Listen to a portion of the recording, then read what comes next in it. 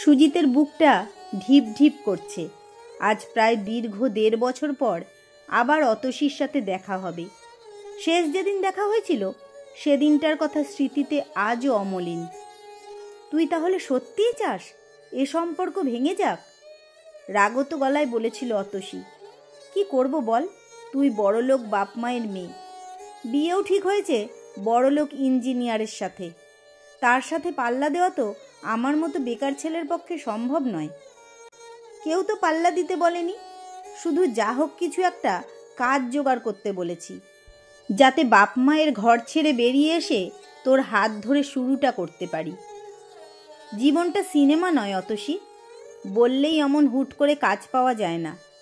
তোর 2 মাস পর বিয়ে, এর মধ্যে কোথায় পাবো আমি চাকরি?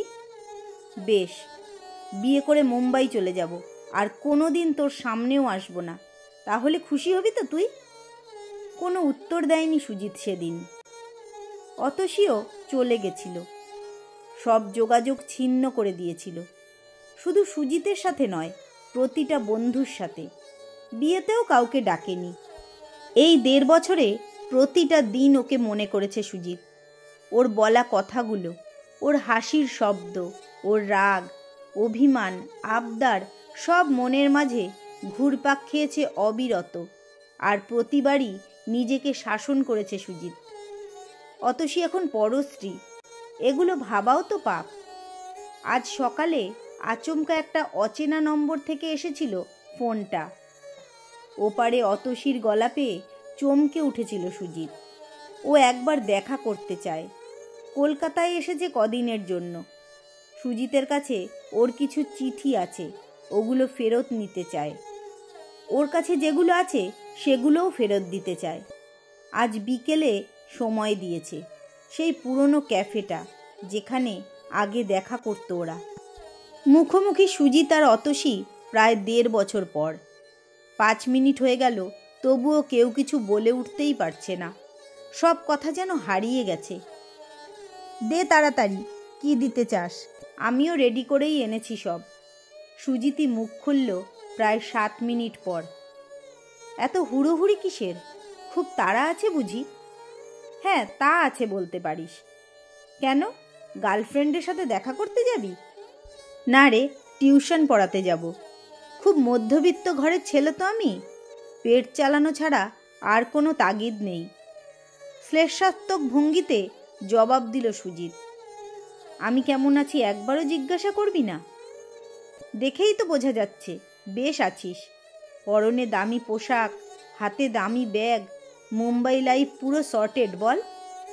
মুম্বাই নয়, আমি ব্যাঙ্গালোরে থাকি। কেন, তোর বর কি এখন ব্যাঙ্গালোরে চাকরি করে?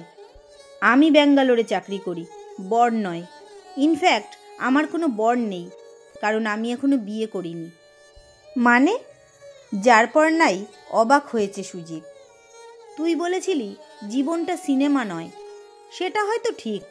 তেমনি এটাও ঠিক যে জীবনটা ট্র্যাজিক উপন্যাসও নয়।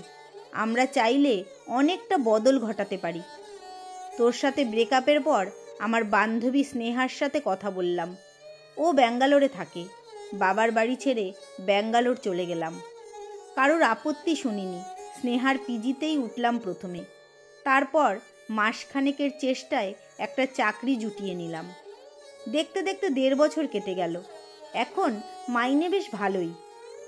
কোম্পানি আমায় এই মাস থেকে কলকাতা ট্রান্সফার করেছে। তোর মতো কাওয়ার্ডের মুখ আর দেখার ইচ্ছা ছিল না কোনোদিন। কিন্তু কি বল?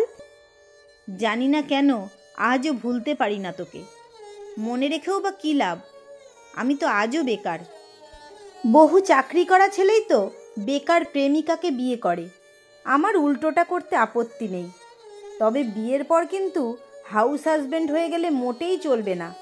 পড়াশোনা করে ভালো চাকরি পেতেই হবে। তুই তুই কথা খুঁজে পাচ্ছে না সুজিত। কান্নার দলা আটকে আসছে গলার কাছে। চল, আজই রেজিস্ট্রির নোটিশটা দিয়ে দিই। দেরি করে লাভ নেই। অতসী, আমায় ক্ষমা করে দিয়েছিস তুই? সেদিন আমি আসলে বড্ড ভয় পেয়ে গেছিলাম রে। প্রেমিকার হাতে হাত রাখল সুজিত। ক্ষমা তোকে অনেক আগেই করে দিয়েছিলাম, কিন্তু কি জানিস তো, পরিস্থিতির সাথে লড়াই করে কখনো কখনো জয় ছিনিয়ে নিতে হয়। এই রিয়েলাইজেশনটা খুব জরুরি।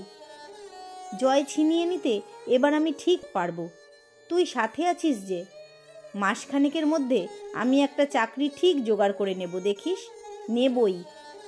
প্রেমিকের চোখে চোখ রাখল অতসী।